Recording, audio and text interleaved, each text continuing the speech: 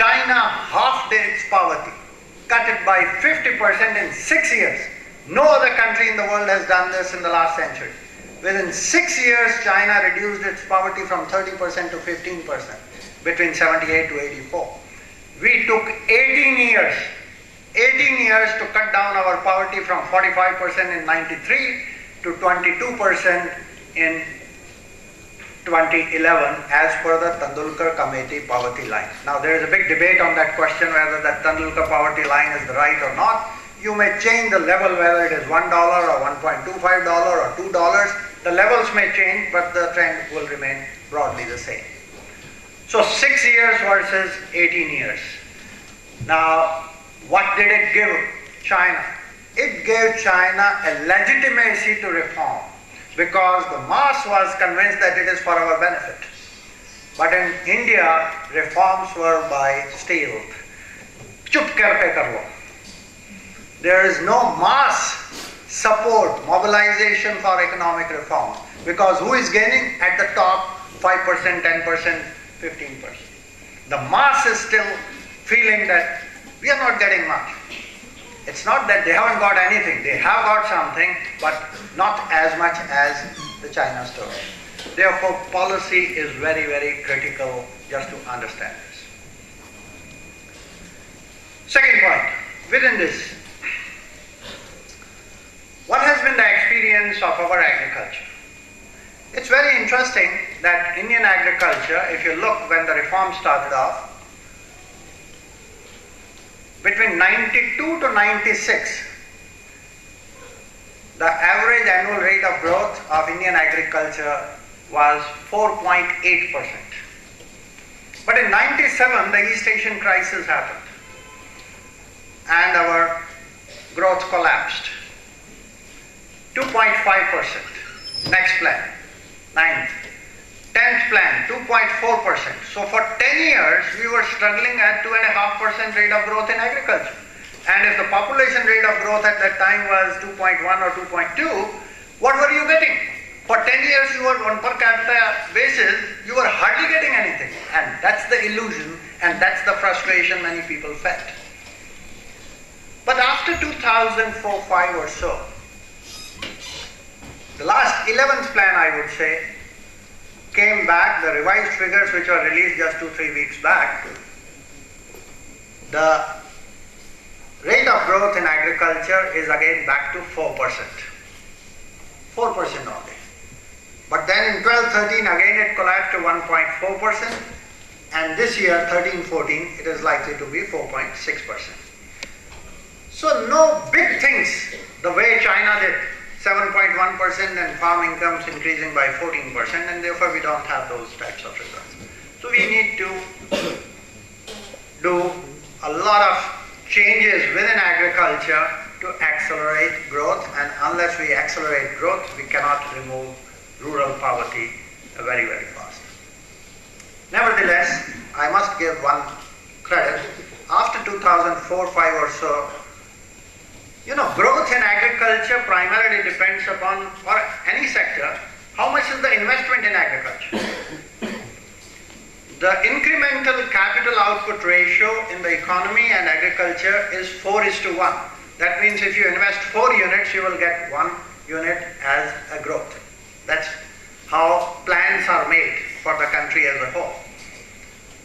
Now, if you look from 1980 to 2003-04 or so, we were investing in agriculture, which was only 10 to 12% of agri GDP.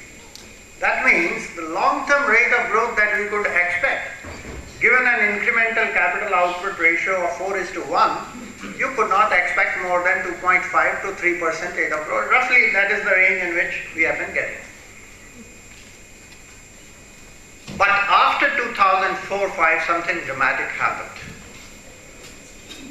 The global prices improved. Gradually we have been opening up our agriculture, and our agriculture prices started catching up with the global prices. That's the importance of the globalization of desi farming, I would say. Today the price index of Indian food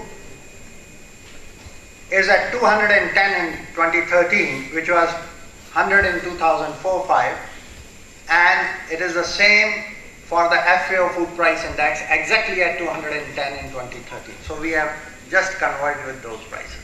Now the result of that was that the private sector investment in agriculture have increased, and they have gone to about 20% of agri-GDP. So logically, we should be getting today 5% rate of growth in agriculture. We are coming nearer to 4 now. Whether we can sustain 4 and accelerate it to 5, that is what we have to see.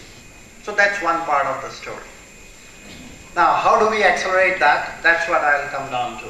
Now, let's spend 5-7 minutes to when we had one of the best phases in agriculture, the Green Revolution story. All of us know, but I want to bring in the importance of, besides technology, a policy question. We all know Norman Borlaug, the great inventions that were done in wheat and rice, right sitting here. I need not go into IR 8 and IR 36 and 64 and all those things that you know more than me. But what I know is the following.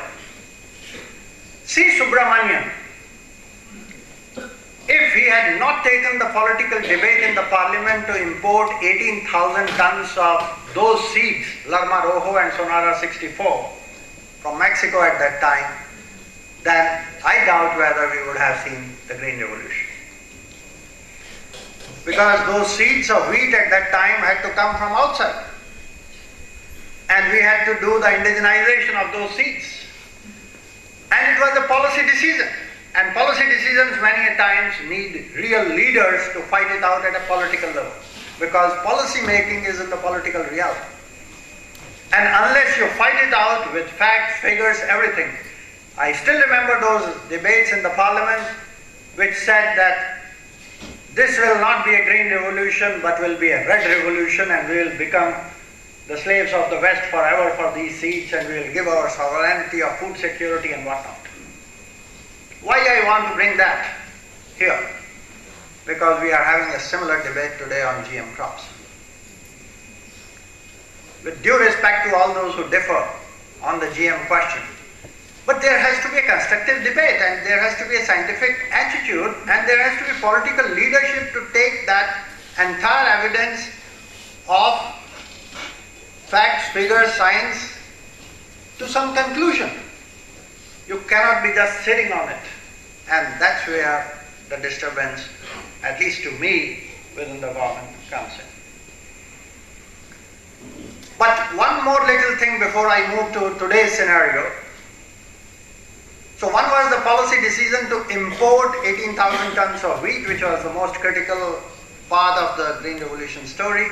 But the other part of the story is there were 2 institutions created. Food Corporation of India and Agriculture Prices Commission in the first week of January 1965.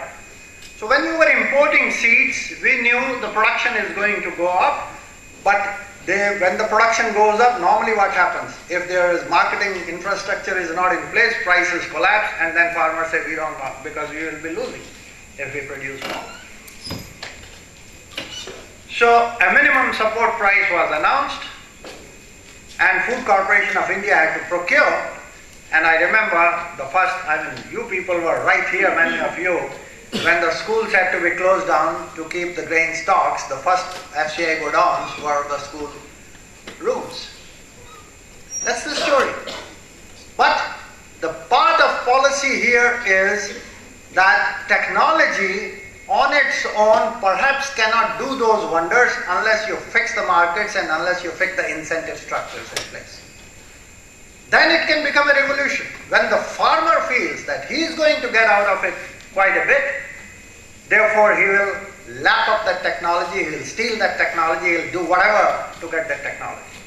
But he must get a price. He must get a market which is remunerative enough so that his prosperity comes along with it. So there are 2 lessons. One is the political lesson on the policy front, and second is the lesson get the markets right, get the prices right, so that incentive structures are right, and then farmers will lap it up. This is the lesson we learn from Green Revolution. What is happening today? In 2006-07, India imported 6 million tons of wheat. And I knew there was panic in Delhi. And many of the very respected scientists of your tribe, they were very worried that this is a shame to India that we have to import again 6 million tons of wheat. And 2007-08, the global prices of food erupted. It was like a volcanic eruption. And government of India again became very nervous. And I remember 3 meetings with 3 great international experts, including my Director General from IFPRI. I was in that meeting with the Prime Minister, and PM asked him, what do you think about these global prices? And my Director General said, sir, for the next 8-10 years, we expect these prices to remain high. And that created a panic. FAO DG had come, he said the same thing. Jeffrey Sachs had come, he met the Prime Minister, he said the same thing. As a result, India put a ban on exports of rice and wheat in 2007, September. And then we also launched in 2007 a National Food Security Mission to increase the production of rice, wheat and pulses. We targeted 20 million tons additional production in 5 years. 10 million tons of rice, 8 million tons of wheat and 2 million tons of pulses. And what happened? How much did we achieve? They went in for all the technology and farming practices in rice in the eastern belt where the potential was, including hybrid rice and seed, farming practices and direct seeding, all these technologies that you know 10 times more than I know. Anybody here, by how much did we increase the food grain production? By 11-12, 5 years, over 6-7, we increased food grain production by 42 million tons. Our target was 20 million tons. And our exports of wheat and rice were banned during that period. So what would happen? Will you start eating more wheat and rice? As your income levels go up, the per capita consumption of cereals goes down, not going up. The per capita consumption. So production was going up, exports were banned. You were not consuming from 2 chapati or 4 chapatis to 6 chapatis, you were coming from 4 to 3. So you could not absorb. And it ended up in government stocks. And government stocks, which were 23 million tons in 2006-07, reached 80 million tons as on 1st of July 2012. 80 million tons. When I joined on 1st of March 2011 CSEP, and my first report within 5 weeks I had to give to the government, and I looked at the numbers and I said, my heavens, this is going to be a crisis of plenty, it's going to be a disaster. So my first major recommendation to Government of India was, sir, please open up the exports of wheat and rice immediately. At least 5 to 7 million tons of wheat and 5 to 7 million tons of rice must go out of the country. Otherwise, perhaps colloquially, as we say, we will be all buried under grain. It took 6 months, and of course there are other forces within the government that work on that. It took Government of India 6 months, but finally in September 11, we opened up exports of wheat and rice, common rice I'm talking about. Would anybody guess here how much did we export in the year 12-13? And I was talking to some key people, very high level people, including ones with the Prime Minister. Sir, in 12-13 financial year, India exported 22 million tons of cereals. 22 million tons, which it has never done any year in entire history, written history of India, 3,000 years. In 13-14, we are likely to be exporting about 18 million tons of cereals, rice, wheat and maize also is coming up. Total of about 40 million tons exports of cereals in 2 years. If you had put a ban on that and production was going up, you could imagine what a crisis it would have brought to the markets and therefore collapse of prices. Therefore, policy is critical to ensure that farmers start getting something. Otherwise, if you say, oh, I want higher and higher MSP, who consumes or doesn't consume, I'm not worried, give me higher price, I'll produce more, then you throw it in the sea. That's not how the system functions. Policy has to be aligned to demand and supply forces in the economy. So the technology is spreading to the eastern belt for grains. Policy plays its own role, and India is reasonably safe on the food security front, I would say, for the next 10 years, 20 years. My own institute in IFPRI, in late 90s, 98, they had come out with a paper saying that India will be importing 63 million tons of food grains every year by 2020. Peter Hazel and one of our gurus earlier, G.S. Balram, on that paper. At that time, I was a reviewer of that, and I said, sorry, it cannot happen like that.